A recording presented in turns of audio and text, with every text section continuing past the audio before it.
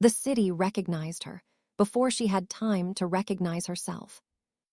Evelyn Black felt at the moment the bus doors hissed shut behind her and pulled away, leaving her standing alone beneath a flickering streetlight that hadn't been replaced in years. Raven Cove did not greet her. It assessed her. The air itself seemed to pause, as if the town were deciding whether she had the right to exist there again. She understood immediately that this return would not be gentle. It would not be private. It would not be forgiven. She had come back at night on purpose. Darkness felt safer. Darkness hid posture, expression, the subtle ways defeat reshaped a body. But even in the dark, Raven Cove saw her. It always had. The town remembered who left and who failed elsewhere. It remembered who promised to come back stronger and returned quieter instead. Evelyn had not returned because of longing or reflection. She had returned because New York had stopped pretending she mattered. The contract ended without drama. The apartment emptied faster than it had filled. The relationship she had leaned on dissolved into courteous messages and silence. There was no villain to blame, no explosion she could reframe as growth. Just erosion, just the slow removal of belief. Standing there with her coat pulled too tight and her suitcase scuffed beyond repair, she felt something worse than grief. She felt visible. Raven Cove had not changed in the ways she hoped it would. The same buildings leaned into the wind as if exhausted by their own persistence. Storefronts glowed weakly, decorated out of habit rather than joy. The ocean carried no comfort, only a damp cold that settled into her bones. The town felt smaller, not because it had shrunk, but because she no longer fit inside it the way she once had. Evelyn had planned to disappear. That had been the fantasy that got her through the final weeks in New York. She would return quietly, stay with her father, avoid questions, let the embarrassment cool. She would not make announcements. She would not volunteer for anything. She would not save anyone or anything. She was done trying to prove she was useful. But the town refused to let her shrink. She noticed it in the way heads turned when she passed. Not openly, not rudely, just enough to confirm recognition. People did not ask why she was back. They did not need to. Failure had a rhythm. It arrived with luggage and avoided eye contact. It spoke carefully and stayed indoors. Within hours, the news reached her without anyone directly delivering it. The winter festival was gone, not postponed, not struggling. Gone. The event that once held Raven Cove together through the darkest weeks of the year had been quietly canceled after years of diminishing effort. No replacement, no mourning, just acceptance. Then came the second blow. The library was closing. The old stone building near the harbor, the place where Evelyn had hidden after her mother died, the place where silence had once felt like protection, had lost its funding. The town council had voted. The doors would close by the end of winter. Books boxed, lights off, memory erased. Something inside her reacted before she allowed herself to think. A sharp, humiliating flare of emotion she did not want and could not control. Not because she cared about the town's traditions, not because she believed in nostalgia, but because the library was proof that something gentle had once survived here, and now it was being removed. This was when she understood the danger of her return. Raven Cove did not want her pity. It wanted her participation. Her failure elsewhere had made her available. Her return had turned her into a symbol whether she agreed or not. She represented possibility to people who no longer believed in it, and symbols were always punished when they refused to perform. Evelyn felt the pressure settle in slowly, insidiously. Friends from childhood appeared with cautious warmth. Acquaintances mentioned the festival in passing, then the library, then looked at her as if waiting for something. Her name resurfaced in conversations she was not part of. She had not volunteered. She had not promised anything, but the town had already begun assigning her a role. She hated that part of herself that noticed this and reacted. The instinct to step forward, to organize, to fix. It was the same instinct that had taken her to New York in the first place, convinced that effort would be rewarded and ambition would be met with opportunity. That instinct had cost her everything she was now dragging back behind her. And yet, doing nothing felt worse. The first night, she lay awake in her childhood bedroom, listening to the ocean batter the cliffs, and wondered when exactly Raven Cove had learned how to wait. The town was patient in a way cities never were. It did not chase. It did not demand. It simply observed, allowing guilt and expectation to ferment until resistance felt cruel. By morning, she understood the truth she had tried to outrun. This was not a pause. This was not recovery. This was a test she had not agreed to take. If she stayed silent, the town would interpret it as confirmation. If she left again, it would become the story everyone told about her forever.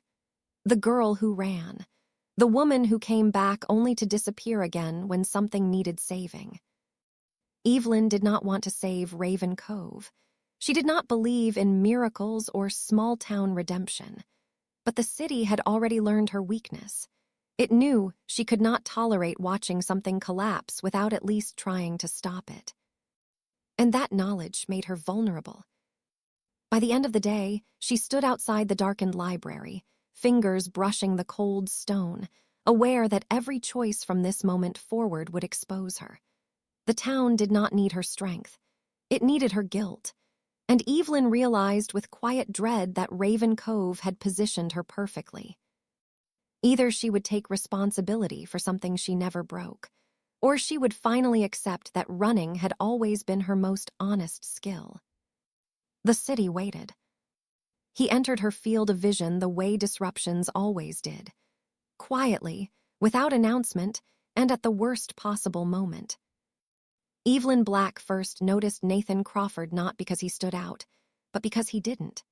In a town where people moved according to familiar rhythms and predictable hesitations, his presence felt deliberate. He stood apart from the informal clusters forming around folding tables and notice boards, observing rather than participating, listening without inserting himself. It was the posture of someone who understood systems and waited to see where the weak points were before acting. At that stage, Evelyn was still pretending the festival revival was an idea, not a commitment. She framed it as exploration, as community discussion, as something flexible. In reality, she was already exhausted.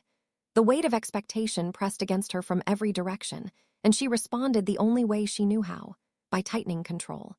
She scheduled meetings, created lists, mapped timelines that assumed cooperation where none yet existed.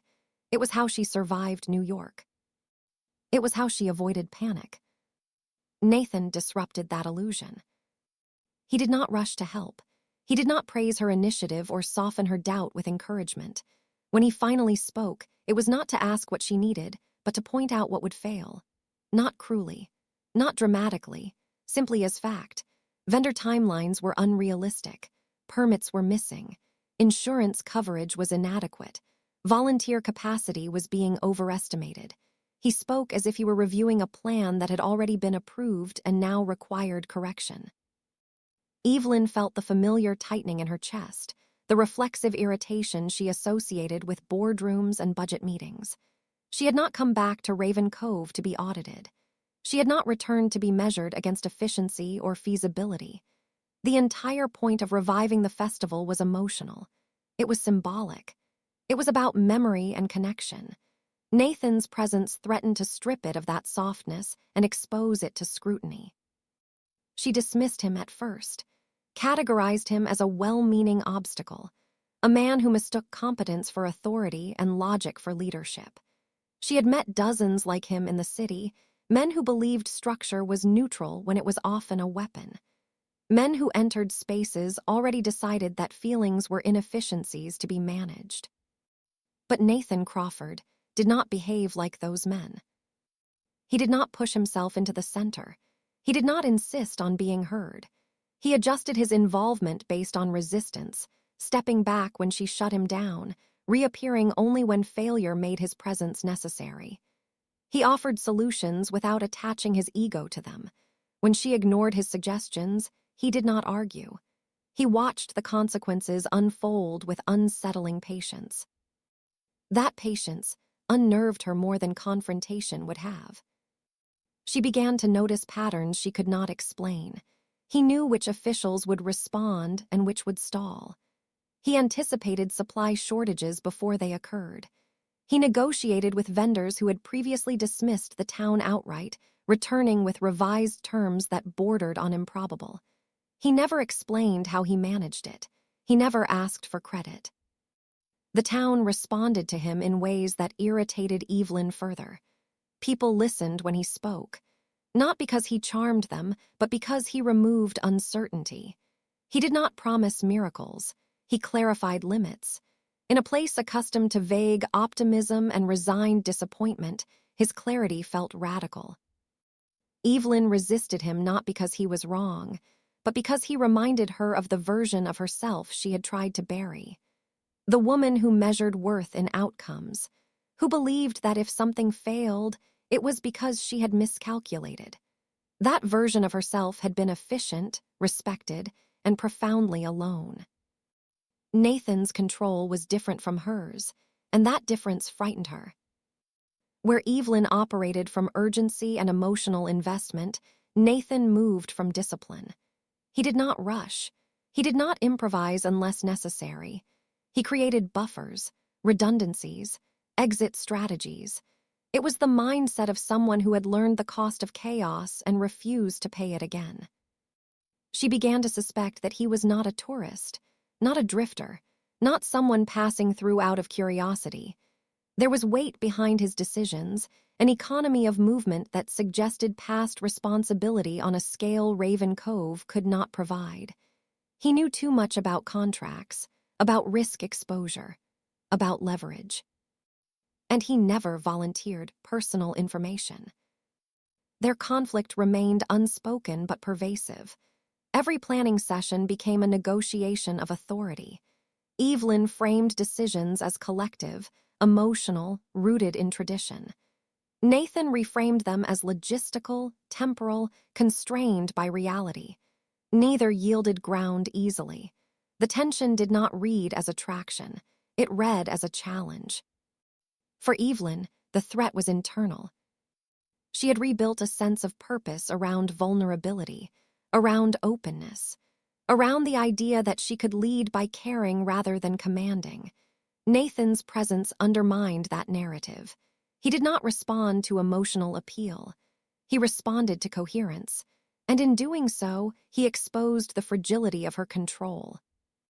She began to realize that without him, the festival would collapse quietly and politely, absorbed into the long list of things Raven Cove once loved and lost. With him, it might survive, but survival would require surrendering the illusion that this was her story alone. That realization angered her. She caught herself watching him more closely than she intended, noticing the restraint in his posture, the way he never filled silence unnecessarily, the way he listened as if cataloging information rather than reacting to it. He did not look at her with admiration or skepticism. He looked at her as a variable. That was the true violation. Evelyn was accustomed to being evaluated emotionally. As promising, as disappointing, as wounded, Nathan evaluated her functionally. Could she decide? Could she adapt? Could she tolerate constraint? He did not seek to save her or oppose her. He simply operated alongside her as if her authority were provisional. The more she resisted him, the more the limits of her own control became visible. Volunteers burned out. Suppliers withdrew. Deadlines tightened. Every problem Nathan had predicted surfaced eventually, and every time it did, he was already positioned to address it. By the end of the week, Evelyn understood the real threat he posed. It was not that he might take over the festival. It was that he made it impossible for her to pretend that passion alone was leadership. He challenged the identity she had rebuilt since returning to Raven Cove, forcing her to confront a choice she did not want to make. She could maintain emotional control and watch the project fail with dignity. Or she could allow a man she did not trust to dismantle her methods, in order to save something she was no longer sure she deserved to lead. Nathan Crawford had not arrived as an antagonist. He had arrived as a test. And Evelyn was no longer certain she would pass it without losing something essential. Belief did not arrive as hope. It arrived as fatigue. Evelyn Black began to loosen her grip not because she trusted Nathan Crawford, but because she was tired of fighting alone. The days blurred into each other as the festival planning accelerated, and with every small success the town leaned closer, heavier, more expectant. What had started as an abstract revival became a living organism, demanding coordination, decisions, and endurance. People showed up early, stayed late, offered skills they had not used in years. Raven Cove stirred in ways Evelyn had not seen since her childhood. And at the center of that movement stood a truth she resisted acknowledging. Nathan had become indispensable. He never positioned himself as the face of the effort. He worked in margins and transitions, smoothing points of friction before they erupted. He paired volunteers strategically, anticipated emotional collisions, redirected energy when enthusiasm tipped into chaos. He did not inspire through warmth. He stabilized through competence. And the town responded, not with affection, but with trust. That trust unsettled Evelyn. She had built her sense of belonging on emotional labor, on remembering names and histories, on absorbing other people's grief as if it were proof of care. Nathan offered none of that. He did not ask about her mother. He did not comment on her return or frame it as redemption. He treated her presence as a fact, not a story. And yet, slowly, he adjusted his methods around her decisions. He did not override her publicly. He waited until constraints forced alignment. That restraint eroded her defenses more effectively than pressure ever could. Evelyn began to notice moments where she deferred without realizing it. She adjusted schedules based on his projections. She paused before dismissing his concerns. She allowed him to handle negotiations she no longer had the stamina to fight. Each concession felt small, reasonable, justified. Together, they formed a pattern that frightened her. It felt like balance. Not intimacy, not romance, something quieter and more dangerous. A sense that if she faltered, the system would not collapse. A sense that control could be shared without being lost. For someone who had learned survival through vigilance, that feeling bordered on intoxication. Their proximity intensified under pressure. Late nights sorting permits. Early mornings troubleshooting logistics. Silence filled the spaces where conversation might have softened edges. There were no confessions, no overtures, only awareness. The kind that sharpened perception rather than blurring it. Evelyn became acutely conscious of how Nathan occupied space, how he conserved movement, how his attention never drifted fully away from the task at hand. She told herself it was respect. But respect did not explain the tension that followed her home. The way her thoughts recalibrated around his presence. The way she began to imagine outcomes not as solitary victories or failures, but as shared consequences. That shift terrified her more than any attraction would have. The city noticed the change before she did. People stopped framing the festival as Evelyn's project. They spoke of it as a collective effort, coordinated, intentional, credible. The skepticism that had greeted her return softened into cautious optimism. Donations increased. Commitments solidified. For the first time, success appeared possible without desperation. And with that possibility came choice. The email from New York arrived without ceremony. A familiar subject line, a familiar tone, a position adjacent to her previous role, framed as a reconsideration rather than an offer. The subtext was clear. Her absence had been tolerated, not accepted. She could return, step back into relevance, reclaim the version of herself that operated at scale. She read the message late at night alone after another long day of planning. The language felt alien, predictable, safe. It promised structure, compensation, legitimacy. It offered a life where failure would be abstract, buffered by institutions too large to feel personal. Raven Cove offered none of that. The town demanded presence, accountability, exposure. Here, if something failed, it failed in public. It failed on faces she recognized. It failed in ways that could not be rationalized as market conditions or strategic misalignment. For the first time since returning, Evelyn considered staying not as retreat, but as commitment. That was when the fracture began. It started with numbers that did not add up, budget lines that closed too cleanly, vendors who reversed positions too quickly, a donation that arrived without attribution, routed through channels too opaque for a town fundraiser. Evelyn noticed these things instinctively, the way she used to in New York, back when vigilance was currency. When she followed the trail, it did not lead where she expected. Nathan's name appeared in documents that had nothing to do with Raven Cove. Corporate filings, financial disclosures, networks of ownership that extended far beyond the coastline. His presence in the town was not accidental. It was not incidental. It was a deviation from a trajectory that operated on a scale she had spent years trying to escape. The realization struck with physical force. Nathan Crawford was not merely competent. He was powerful. Not locally, not visibly, but structurally. His history intersected with institutions that shaped markets, not festivals. Decisions made in his world did not determine whether a booth opened on time. They determined whether entire communities thrived or disappeared. Evelyn understood immediately what that meant. His restraint was not humility. It was discipline. His patience was not passivity. It was control.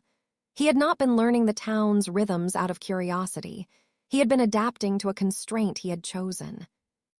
And she had mistaken that choice for vulnerability.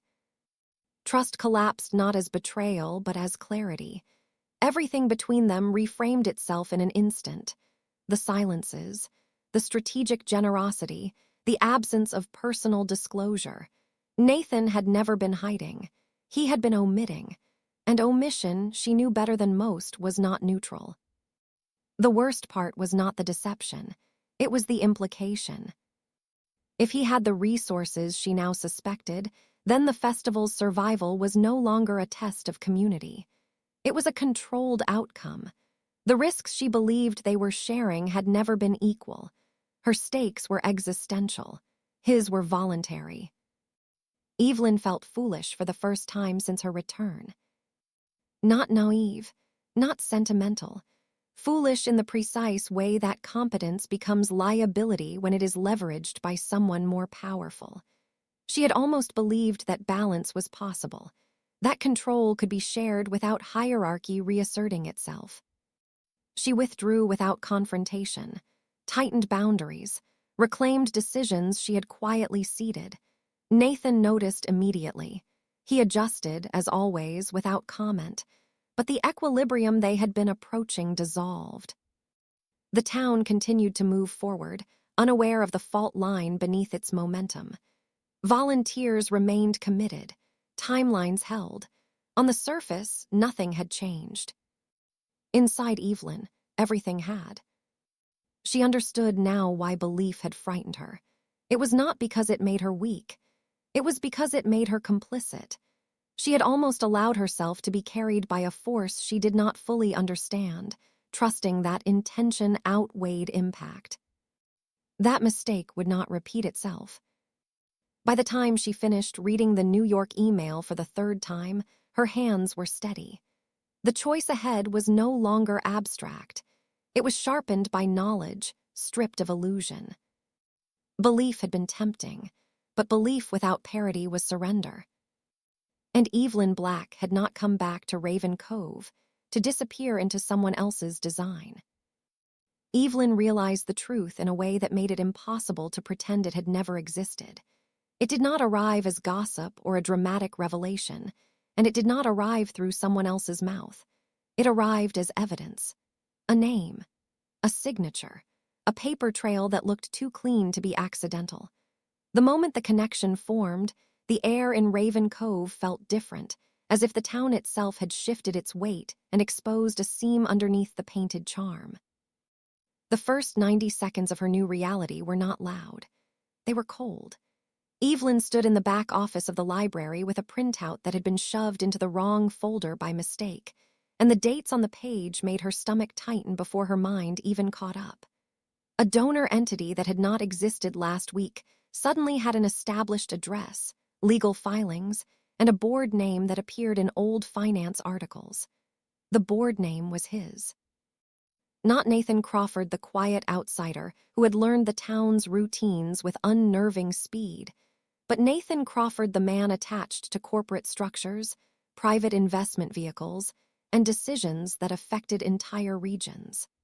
The man who did not need to ask for anything because the world had been built to hand him what he wanted. Evelyn did not drop the paper. Evelyn did not gasp. Evelyn did not dramatize her shock even alone. That was the first thing the town got from her return: discipline. It was the only kind of control she trusted because it did not require belief. It required only endurance. She placed the printout on the desk as if it were harmless, and her hands remained steady, but inside something old and familiar cracked with a quiet violence. It was the same crack she had felt when New York had pushed her out without ceremony.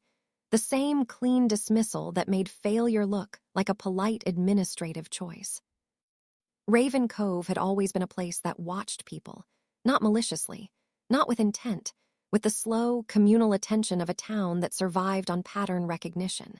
People noticed when someone gained weight. People noticed when someone stopped smiling. People noticed when someone returned with fewer suitcases than expected. Evelyn had come back to disappear, to become small enough that no one demanded anything from her. She had told herself the town would be too tired to care. She had been wrong. Raven Cove recognized weakness like a scent, and Evelyn's weakness was not that she had failed in New York. Her weakness was that she still wanted to matter here.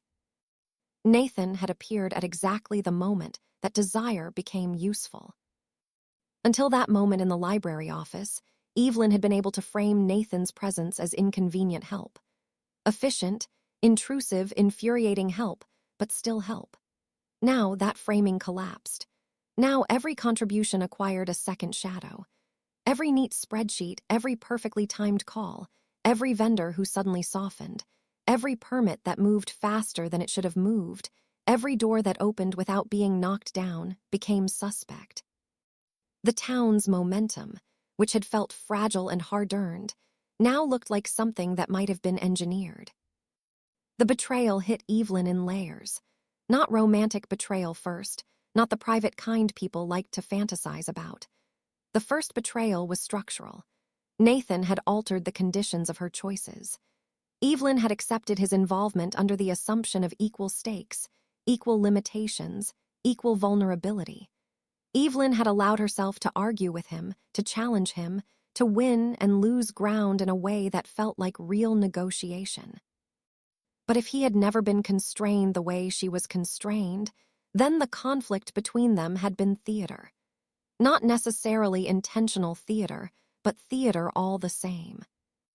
It was not the money that disgusted her. It was the asymmetry. Evelyn had known rich people in New York.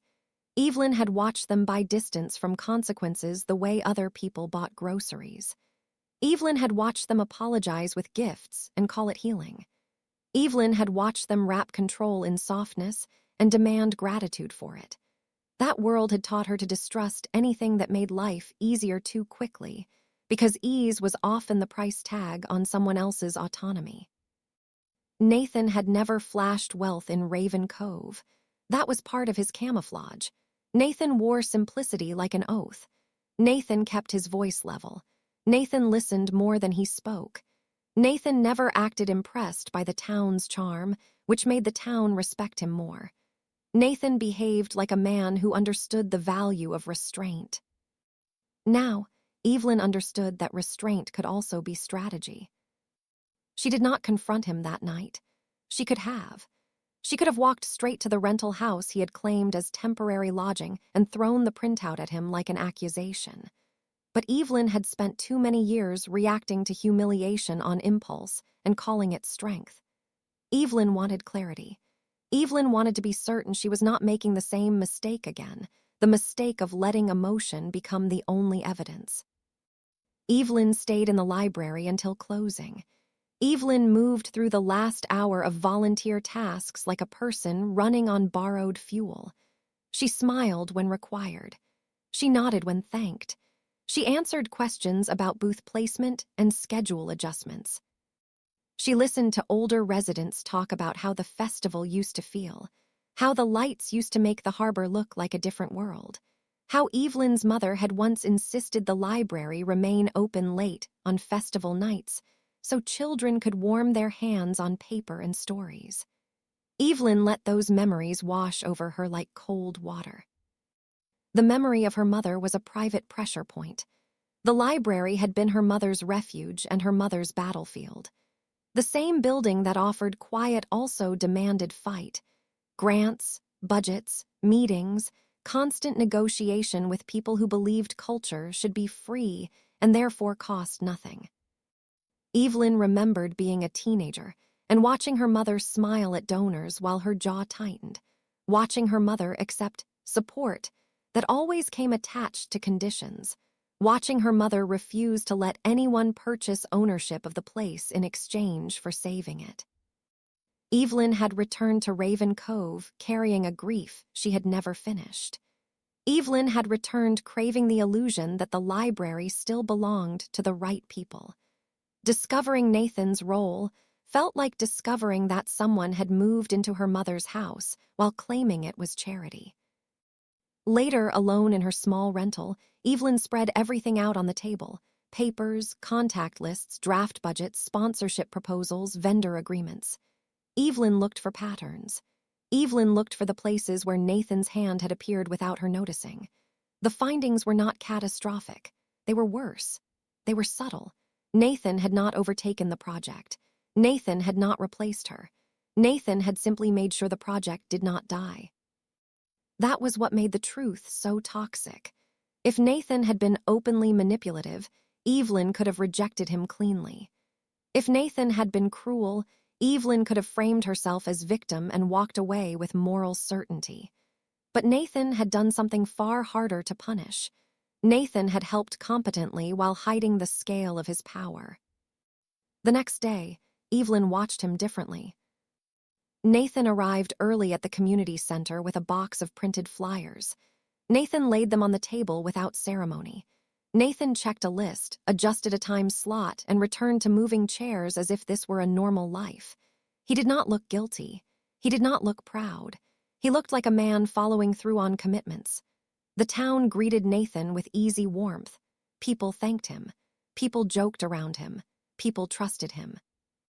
Evelyn felt a deep, private nausea at how quickly trust could be manufactured when competence was steady enough. Nathan noticed Evelyn's shift. That was the most unsettling part. He did not need words to see it. Nathan's gaze tracked her with quiet comprehension, and then Nathan did something Evelyn did not expect. Nathan gave her space. He did not press. He did not corner her. He did not perform confusion. Nathan's distance was controlled, as if he understood that any attempt to soothe her would only confirm the imbalance she had discovered. That restraint made her angrier. Because it suggested he knew exactly what he had done. Evelyn began testing reality. Evelyn called vendors directly instead of letting Nathan handle anything. Evelyn double-checked permit status herself. Evelyn asked for documentation on every incoming donation. Evelyn worked harder, not because the project demanded it, but because her dignity did. Each time Evelyn found that everything was legitimate, the anger did not diminish. It concentrated. Legitimacy did not erase deception. It only made it more difficult to argue against. In the middle of this, New York resurfaced. An email arrived from the contact who had once offered Evelyn a path back into her old world. It was not tender. It was practical. It offered a short-term contract, decent pay, a start date that landed directly after the festival. It framed the offer as a second chance, but Evelyn recognized the truth. It was an invitation to return to the only environment where Evelyn's failure could be rebranded as time away instead of collapse. Evelyn stared at the email and felt the temptation like a bruise being pressed. New York meant distance from all of this. Distance from the town's scrutiny. Distance from Nathan. Distance from the possibility that Raven Cove would absorb her and then resent her for not being the version of herself it wanted.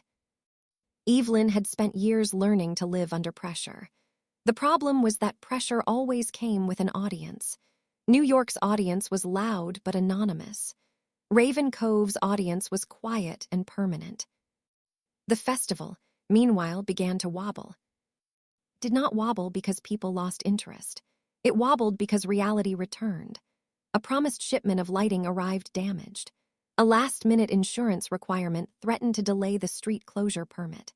A volunteer coordinator's child got sick, and the shift schedule fell apart. A local sponsor pulled out after a rumor spread that the fundraiser was a disguised political push.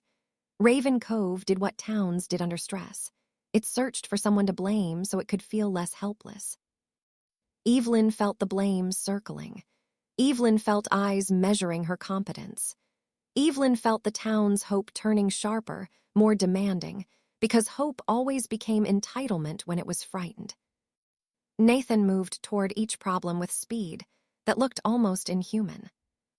Nathan made calls. Nathan drafted solutions.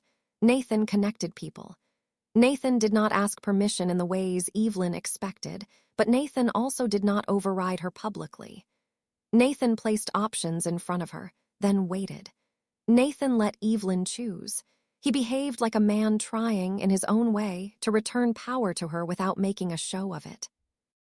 Evelyn could not decide whether that was respect or performance. One evening, after a meeting that had ended with strained optimism and forced smiles, Evelyn found herself alone outside the library. The town was quiet in the way coastal towns became quiet in winter, as if the ocean absorbed sound. Lights from the harbor reflected on wet pavement. The air smelled like salt and distant smoke. Evelyn stood there too long, letting the cold work its way through her coat, because the cold felt honest. Nathan appeared at the edge of her vision, without announcing himself. Evelyn did not turn fully. Evelyn did not invite conversation. But Evelyn felt his presence the way she had started to feel it everywhere, as a weight that did not ask permission. Nathan stayed at a distance that respected her body language. Nathan did not attempt to close the space between them. Nathan simply stood, as if he understood that absence would feel like abandonment and proximity would feel like threat. Evelyn hated that he understood her, without being given the right to. The betrayal, at this stage, stopped being about the discovery of his identity and became about the larger theme of the story Evelyn was living. Evelyn had returned to Raven Cove because she believed she could control the narrative here. Evelyn believed she could be the architect of her own redemption. Now, she faced the humiliation of realizing her redemption might be inseparable from the influence of a man who had lied by omission. Evelyn did not want a savior. Evelyn did not want a patron. Evelyn wanted the right to fail or succeed on her own terms. Nathan's existence threatened that right. As the festival drew closer, the town's financial reality became impossible to ignore. The fundraiser target was ambitious. The library's debt was not sentimental, it was measurable. Without the festival's proceeds, closure was not a tragedy in the abstract. It was a lock on the doors, a sold building, a lost community space. The librarian, an older woman who had once mentored Evelyn's mother, began quietly packing non-essential items into boxes, just in case. It was the kind of quiet preparation that revealed despair without admitting it. Evelyn saw the boxes and felt something ugly rise in her chest. It was not sadness. It was fury. Fury at the town's fragility. Fury at New York for throwing her back into a place she could not bear to lose. Fury at herself for needing this place to validate her worth. Fury at Nathan for having the power to prevent this and choosing instead to let the town bleed for realism. That last thought was the sharpest. Evelyn did not want to think it, but it surfaced anyway. If Nathan could solve the library's funding problem with a single call, why had Nathan not done it? Evelyn understood the answer before she admitted it. Because instant rescue would destroy what the festival was trying to build.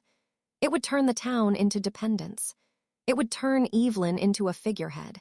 It would prove that community effort was a performance and money was the only real power.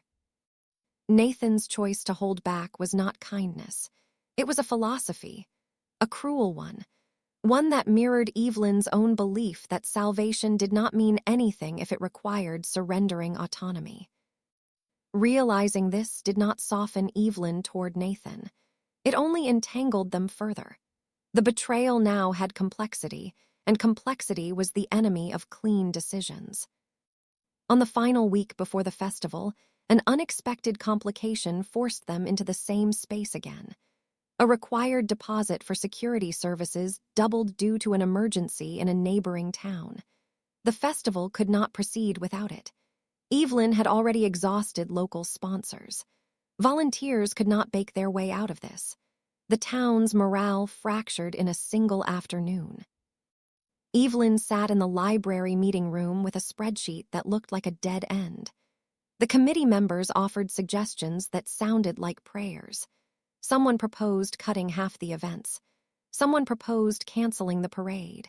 Someone proposed charging a library entry fee during the festival, which made older residents recoil as if the suggestion were obscene. Nathan arrived after being absent for most of the day. Nathan placed a folder on the table. Inside were options: a bridge loan from a regional nonprofit, a short-term sponsorship from a company that wanted minimal visibility, a partnership with a coastal safety program that could cover security costs under a public initiative. Each option had terms. Each option had consequences. None of them were miracles. Evelyn recognized the shape of Nathan's help. It was not rescue. It was leverage. Evelyn also recognized something else. Nathan had intentionally made the decision hers. That was not absolution. It was acknowledgement of wrongdoing in the only language Nathan seemed to trust: structure. Evelyn felt the room waiting, not for Nathan's decision, for hers, for Evelyn's spine, for Evelyn's credibility. In that moment, the betrayal stopped being the central wound and became the context for a larger test. Evelyn could walk away. Evelyn could accept New York's offer, label the festival impossible, blame the town's limitations, and protect her pride. Nobody would die. The library would close. The town would endure. Life would move on in the slow way small towns always did. Or Evelyn could stay. Evelyn could finish what she had begun, even if success tasted contaminated. Even if the victory included Nathan's fingerprints. Even if the town never understood the cost she paid internally. Evelyn chose to stay. Evelyn made the decision with a calm that startled even her. She selected the option that preserved the most autonomy for the town and the library, even if it created more work. She assigned tasks, redistributed responsibilities, and recalibrated expectations. She did not look at Nathan while doing it. She did not thank him. She did not punish him either. Evelyn treated Nathan as a tool that could be used without emotional access, because that was the only way she could preserve herself. After the meeting, Nathan did not follow her. Nathan did not attempt to claim credit. Nathan did not protest her coldness. That silence was not romantic. It was heavy. It carried the weight of someone who understood that he had crossed a line he could not uncross. Evelyn walked home through damp streets and felt both empowered and hollow. The truth had not broken her. It had hardened her. It had forced her into a version of leadership that did not depend on trust. It had stripped the festival of innocence and left only purpose. That night, Evelyn stood in front of her bathroom mirror and looked at her own face as if it belonged to someone else. Her eyes looked sharper. Her jaw looked set. The softness she had briefly allowed herself to feel during the early days of planning was gone. It had been replaced by a colder clarity. Evelyn understood, then, what the real betrayal had done. It had not just exposed Nathan.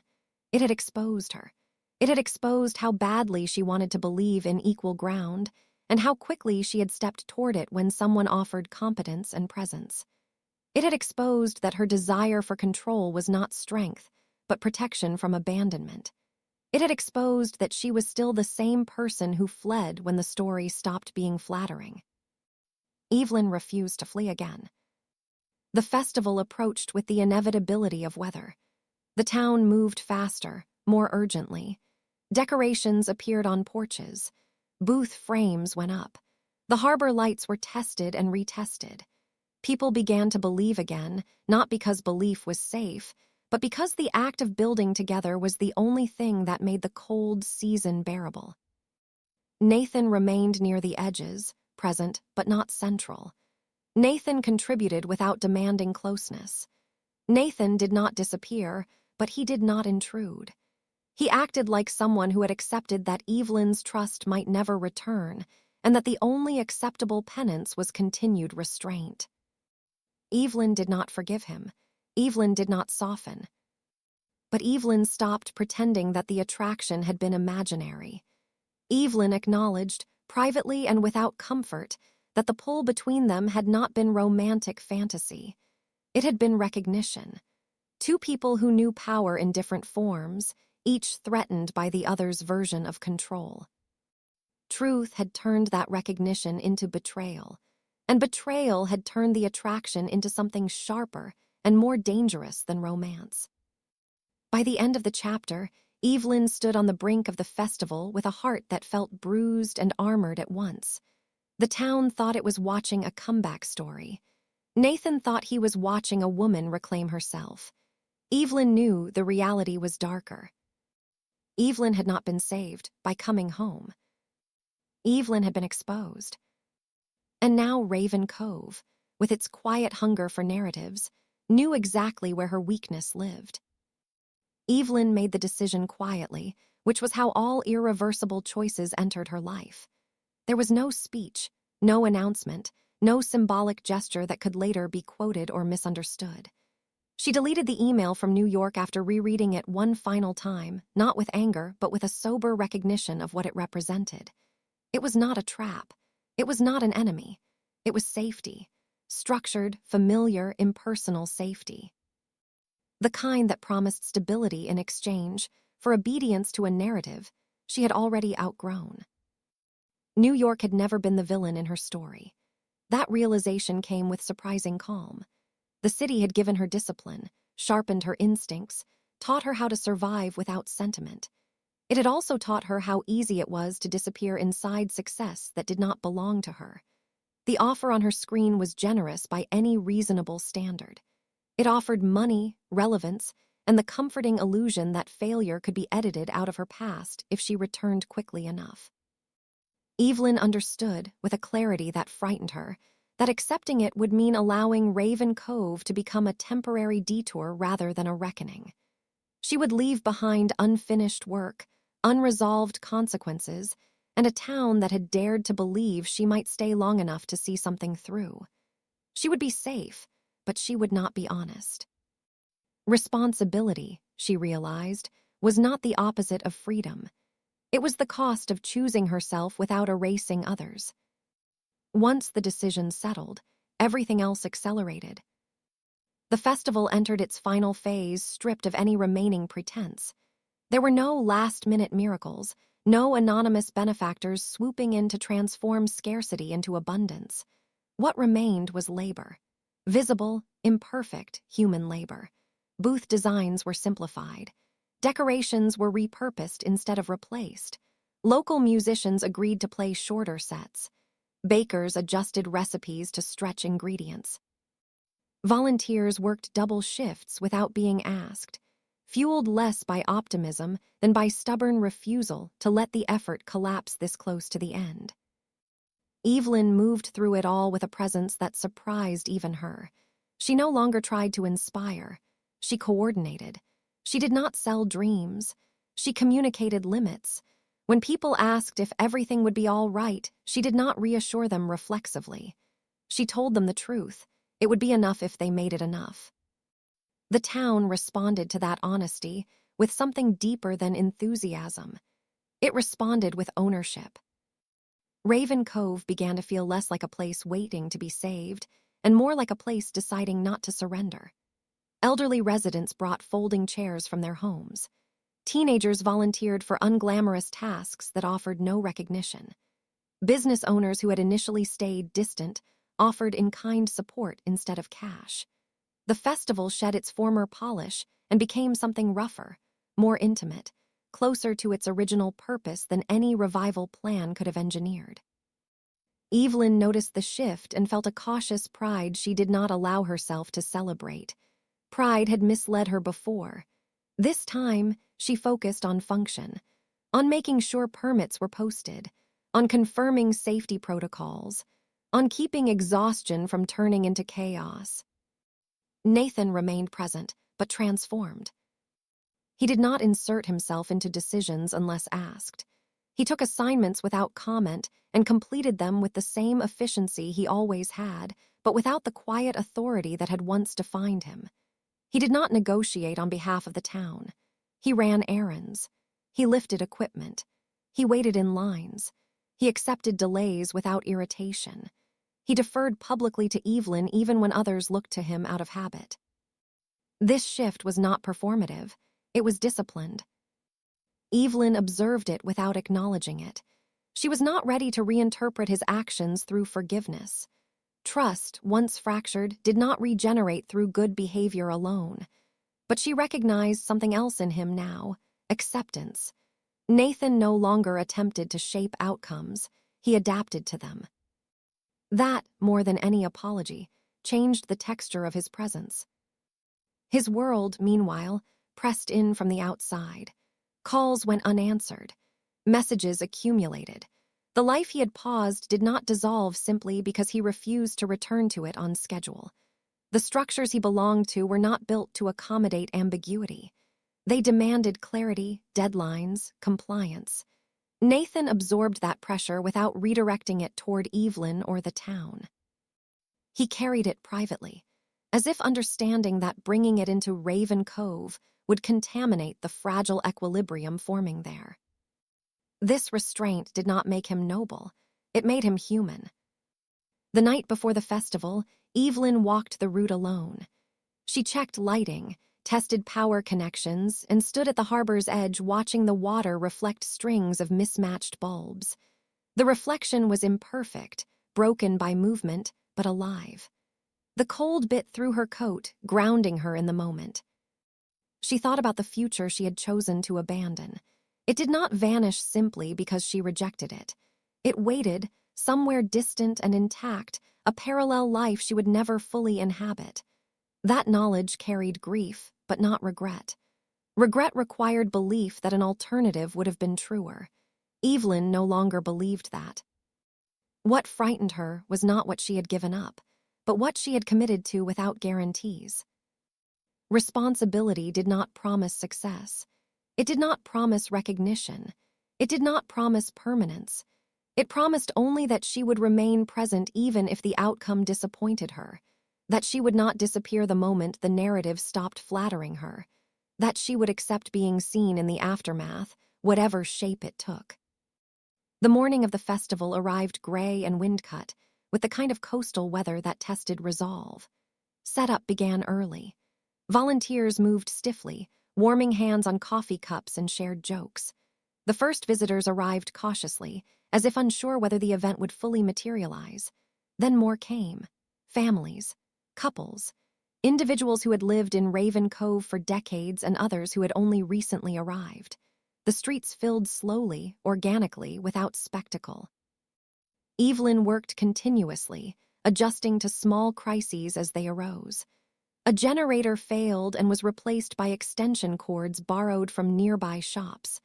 A vendor ran out of supplies and improvised. A performer missed a cue and was absorbed back into the schedule without panic. Nothing went perfectly. Nothing collapsed. At midday, Evelyn stepped back long enough to see it clearly. The festival existed, not as a replica of the past, not as a triumph of ambition, but as a living, imperfect expression of collective effort. The library doors were open, warm light spilling onto the street. Inside, donation jars filled gradually, not dramatically. Enough to matter. Enough to justify hope without guaranteeing victory. Evelyn felt the weight of responsibility settle into something steadier. It no longer felt like burden. It felt like alignment. Nathan stood at the edge of the crowd, assisting where needed, invisible unless required. Their eyes met once, briefly, across the movement of people. There was no resolution in that glance, no promise, only recognition of shared presence in a moment that could not be rewound or simplified. The cost of this choice revealed itself quietly. By late afternoon, Evelyn knew she could not leave Raven Cove immediately after the festival. There would be follow-ups, negotiations, documentation. The library's future would not be secured in a single day. There would be months of work ahead, uncertain funding paths, ongoing vulnerability. Stability would not return quickly, if at all. She also knew that returning to New York later would not mean returning unchanged. Doors might close. Opportunities might expire. The industry would not pause out of respect for her integrity. Choosing responsibility here meant accepting diminished leverage elsewhere. That was the payment. As evening fell and lights brightened against the darkening sky, the town felt suspended between what it had been and what it might become. Music carried over the harbor. Laughter mixed with wind. The smell of food lingered. None of it felt cinematic. It felt real.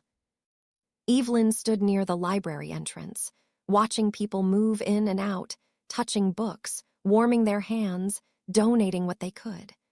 She thought of her mother, not as an idealized memory, but as a woman who had made similar choices without expecting applause. A woman who had believed that places mattered because people chose to care for them repeatedly, not because they were preserved in amber. Evelyn did not feel healed. She did not feel redeemed. She felt accountable. The festival did not resolve her relationship with Nathan. It did not repair every fracture in the town. It did not erase loss, but it clarified something essential. Safety had always been available to her. Responsibility was the rarer option. As the night deepened, Evelyn allowed herself a single, restrained acknowledgement of what she had done. She had stayed. She had chosen the harder path without disguising it as sacrifice. She had accepted a future without guarantees. The town continued around her, unaware of the internal shift that had just taken place. Raven Cove would remember the festival as a success or a struggle or both. History would compress it into something manageable. Evelyn would remember it as the moment she stopped running, not because she was cornered, but because she finally understood what she was willing to carry.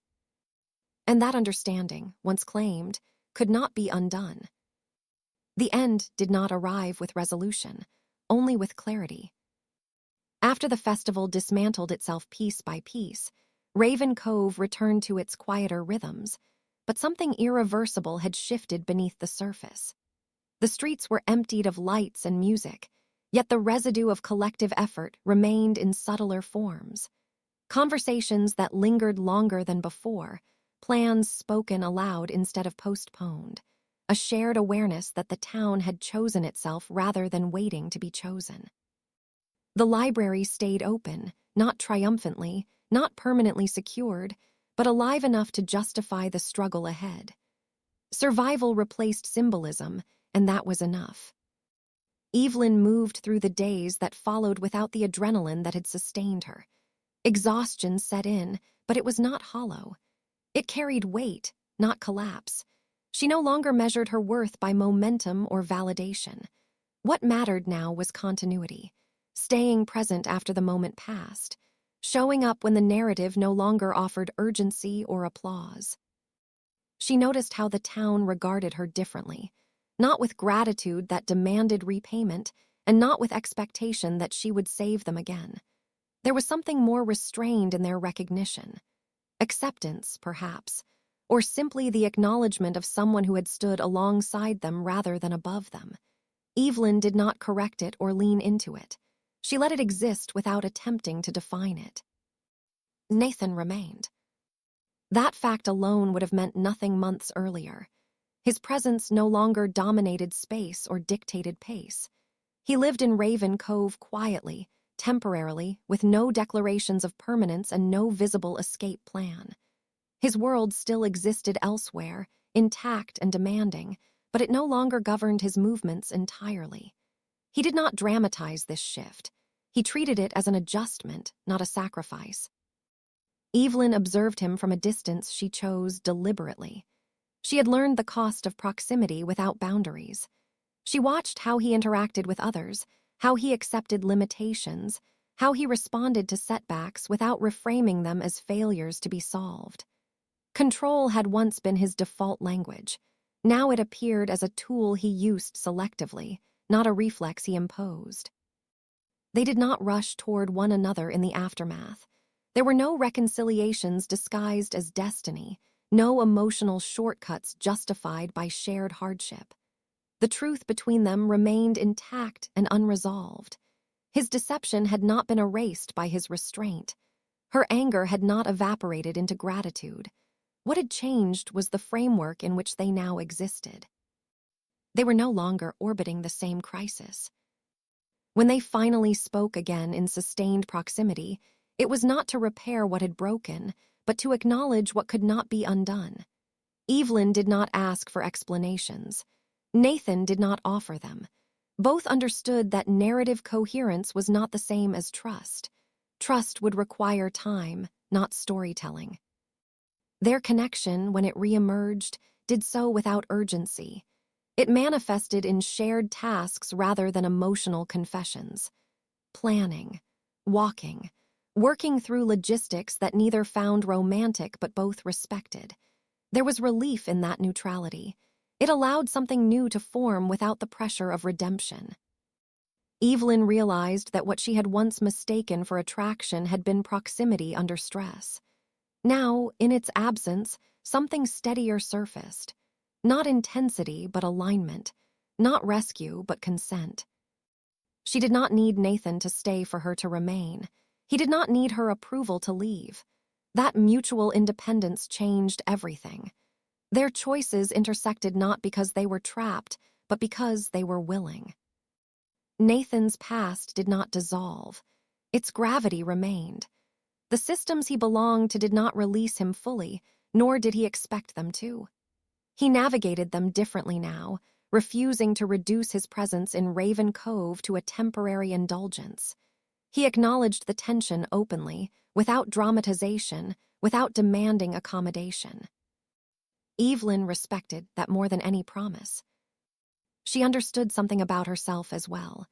She had spent years defining love as absorption or escape, something that either consumed her or removed her from discomfort. What unfolded now did neither. It required attentiveness, negotiation, and restraint.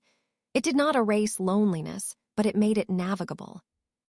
Love, she realized, did not arrive to save her from her life. It asked whether she could remain honest within it. The town noticed the shift before either of them named it, not through gestures or public declarations, but through consistency. They appeared together without spectacle. They separated without explanation.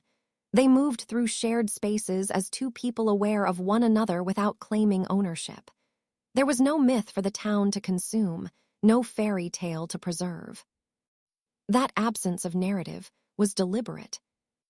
Evelyn continued building what she had started. The library demanded ongoing effort. Grants, partnerships, compromises that tested her patience more than the festival ever had. She faced resistance without retreat. When something failed, she recalibrated rather than abandoned it. Responsibility had become muscle memory. Nathan contributed without overshadowing. His skills were useful, but no longer positioned as indispensable. He accepted that limitation with an ease that surprised her. It was the clearest sign of change she had seen. Their relationship unfolded in fragments. A shared meal without implication. A disagreement that ended without withdrawal. Silence that did not feel punitive. These moments accumulated quietly, without climax. Evelyn did not mistake this for certainty. She remained aware of the risks. Nathan's life might pull him away again. The town's progress could stall. Her resolve could falter under prolonged strain.